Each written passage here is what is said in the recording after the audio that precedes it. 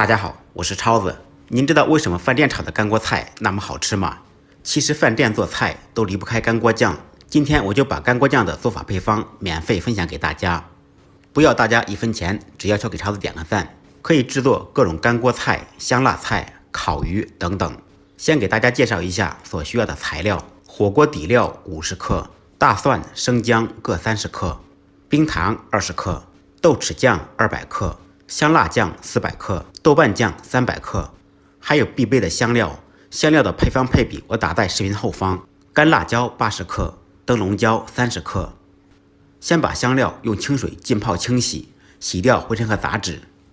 洗好以后控水备用。锅中加入清水，放入干辣椒、灯笼椒，开大火烧开锅。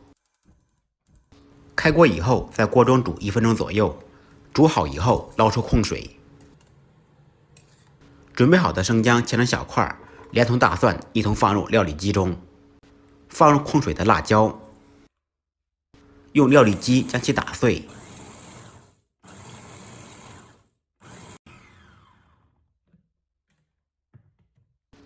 成这种状态就可以了，这就是糍粑辣椒。锅烧热，烧至冒烟以后，放入1000克植物油，最好用菜籽油。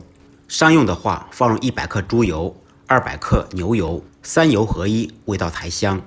放入少许姜片、葱段、洋葱丝，还有泡好控水的香料，也可以将香料打成粉状，熬到酱中。开中火熬15分钟左右，把所有小料的香味熬出来。15分钟以后改开大火，将香料、葱姜彻底炸干炸香，同时把植物油彻底熬熟。炸至所有小料变色以后就可以捞出了。这些小料不要扔掉，炖肉、卤肉的时候放进去，味道非常香。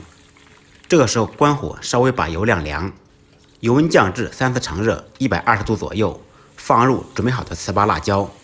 糍粑辣椒中有很多水，所以放的时候先少放点，防止油溢锅。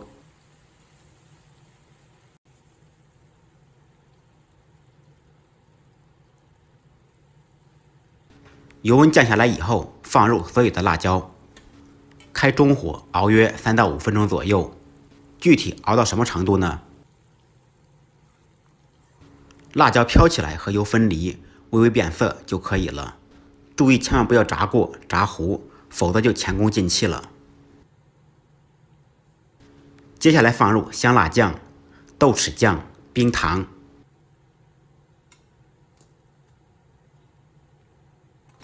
还有准备好的火锅底料。开中小火熬20分钟左右，边熬边不停地拖底搅拌，防止粘锅粘底。为什么熬之前锅一定要烧热呢？其实就是怕熬的时候粘锅粘底。这都是一些小技巧。油面冒鱼眼泡，这个火候刚刚好。准备好的豆瓣酱将其剁碎一点。如果你买的豆瓣酱本身就是碎的，这一步可以忽略。20分钟以后，将剁好的豆瓣酱倒入锅中，继续中小火熬15分钟左右，把豆瓣酱的香味熬出来。